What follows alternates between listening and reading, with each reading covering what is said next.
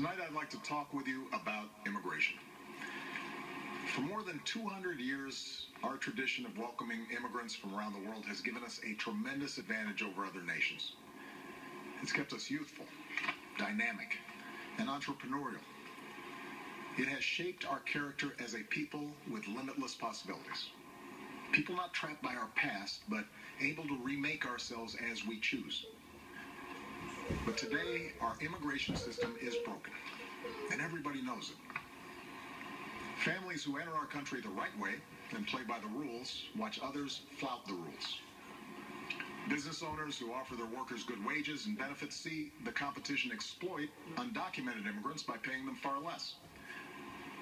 All of us take offense to anyone who reaps the rewards of living in America without taking on the responsibilities of living in America. And undocumented immigrants who desperately want to embrace those responsibilities see little option but to remain in the shadows or risk their families being torn apart. It's been this way for decades. And for decades, we haven't done much about it.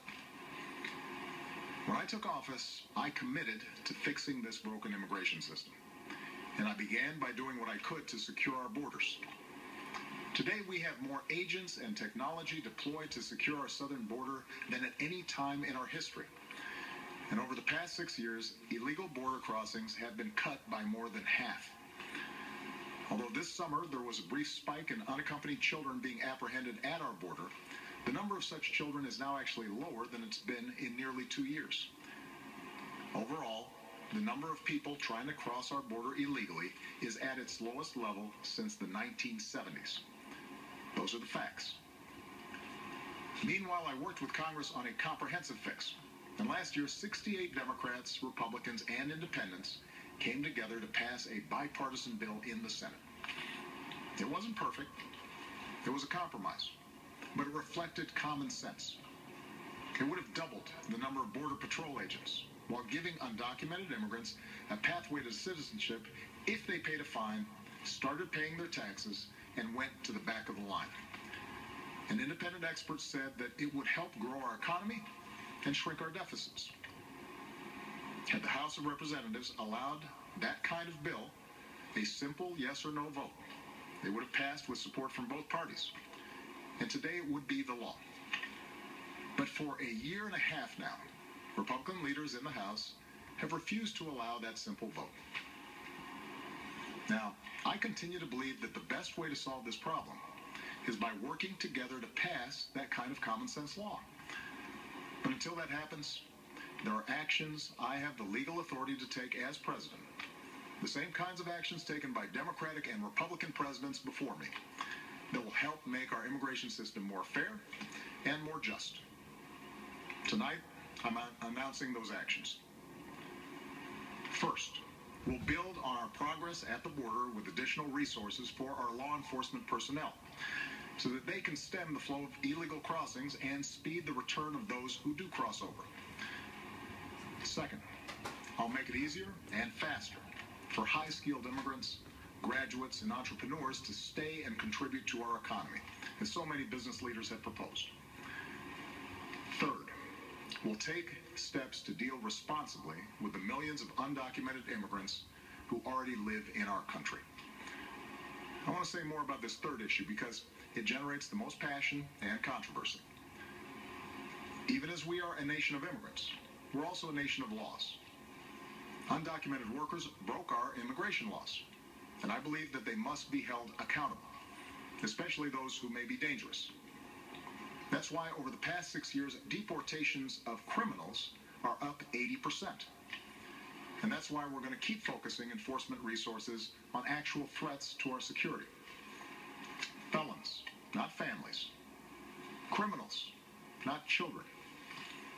Gang members, not a mom who's working hard to provide for her kids. We'll prioritize, just like law enforcement does every day. But even as we focus on deporting criminals, the fact is millions of immigrants in every state, of every race and nationality, still live here illegally. And let's be honest, tracking down, rounding up, and deporting millions of people isn't realistic. Anyone who suggests otherwise isn't being straight with you. It's also not who we are as Americans. After all, most of these immigrants have been here a long time. They work hard, often in tough, low-paying jobs. They support their families. They worship at our churches. Many of their kids are American-born or spent most of their lives here. And their hopes, dreams, and patriotism are just like ours. As my predecessor, President Bush, once put it, they are a part of American life. Now, here's the thing. We expect people who live in this country to play by the rules. We expect that those who cut the line will not be unfairly rewarded. So we're going to offer the following deal. If you've been in America for more than 5 years, if you have children who are American citizens or legal residents, if you register, pass a criminal background check, and you're willing to pay your fair share of taxes, you'll be able to apply to stay in this country temporarily without fear of deportation. You can come out of the shadows and get right with the law. That's what this deal is. Now let's be clear about what it isn't. This deal does not apply to anyone who has come to this country recently. It does not apply to anyone who might come to America illegally in the future. It does not grant citizenship or the right to stay here permanently or offer the same benefits that citizens receive. Only Congress can do that. All we're saying is we're not going to deport you.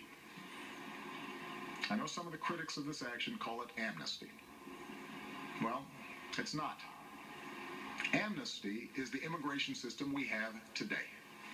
Millions of people who live here without paying their taxes or playing by the rules, while politicians use the issue to scare people and whip up votes at election time. That's the real amnesty. Leaving this broken system the way it is. Mass amnesty would be unfair. Mass deportation would be both impossible and contrary to our character. What I'm describing is accountability. A common sense middle ground approach.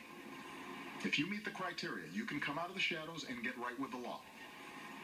If you're a criminal, you'll be deported.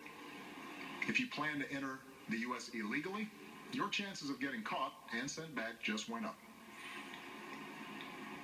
The actions I'm taking are not only lawful, they're the kinds of actions taken by every single Republican president and every single Democratic president for the past half-century.